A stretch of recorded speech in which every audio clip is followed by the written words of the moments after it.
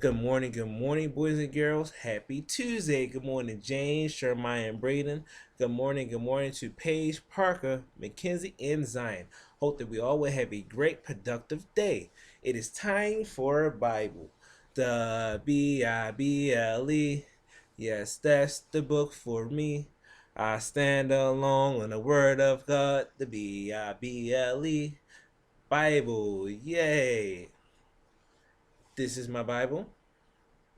I open it up wide to see what it is saying on the inside. Let's bow our heads and close our eyes for a word of prayer. And for prayer for today, I just will be reading from Psalms 100. Make a joyful noise unto the Lord, all ye lands. Serve the Lord with gladness. Come before his presence with singing. Know that the Lord, he is God. It is he who had made us and not we ourselves. We are his people and the sheep of his pasture.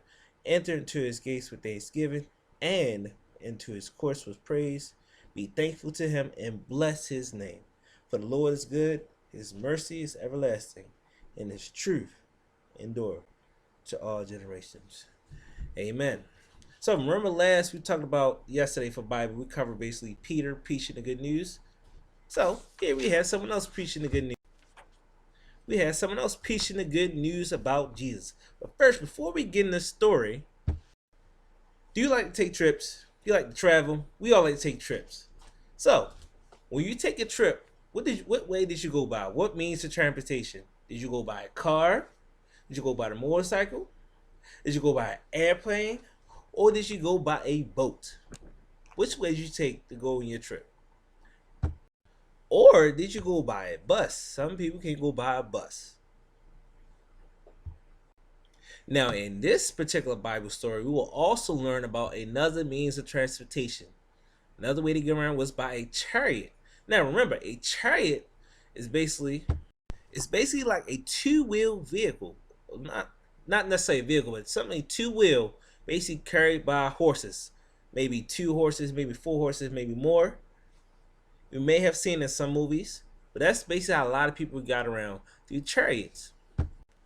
Now let's go back to when we like to take trips and vacations. Now, when you go on your trip or vacation with your parents, now, do you usually take an overnight bag? Is you vacation for a day, or is from weeks or months at a time?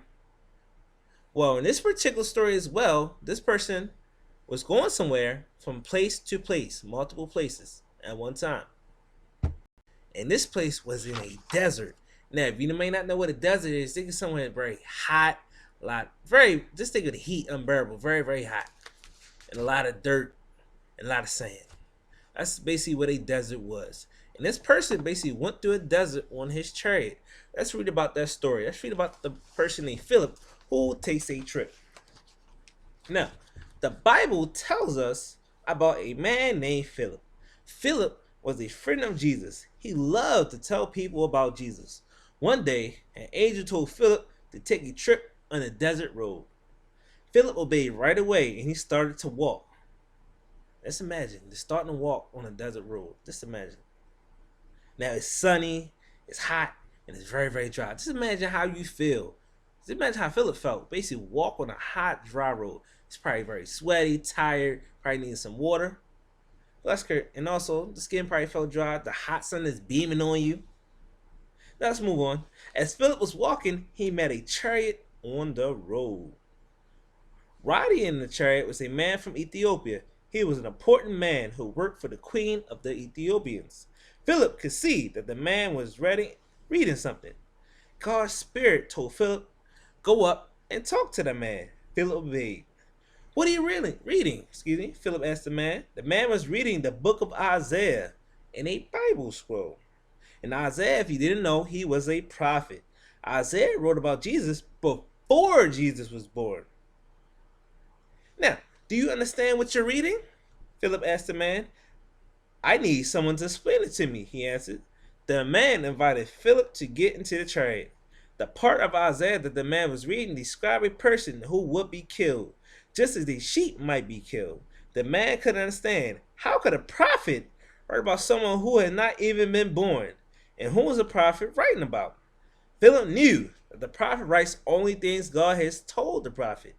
Isaiah had been writing about Jesus. Philip was excited about talking to this man about Jesus. Philip told the man that Jesus had died, just like the sheep the prophet had written about. But Philip explained that Jesus had come back to life again. Jesus is alive. The man listened carefully while Philip told him about Jesus. As they traveled along, they came to a place where there was some water in the desert. The man said to Philip, "Oh, look, here's some water. Could I be baptized?" Philip and the man went down into the water, and Philip baptized that man. Then the Spirit of the Lord took Philip away. The man was so happy. Philip had told him about Jesus, and now he was a follower of Jesus. He could serve Jesus in Ethiopia. Also, Philip traveled to more places. Philip wanted everyone everywhere to hear the good news about Jesus.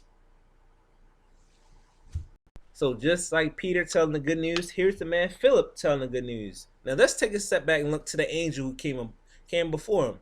The angel basically told him to go to a desert road. That's all he told him. That's the only direction that he gave him, information. So Philip didn't say, "Wow, what time, when, why I have to go now? It's very hot." He strictly obeyed. As soon as he went on a desert road, he came across an Ethiopian who was reading a script written by a prophet about Jesus. And that's when Philip was able to preach the good news. And also, Philip actually baptized this man. So this person next, once they're finished, Philip will basically go town to town, tell other people about Jesus.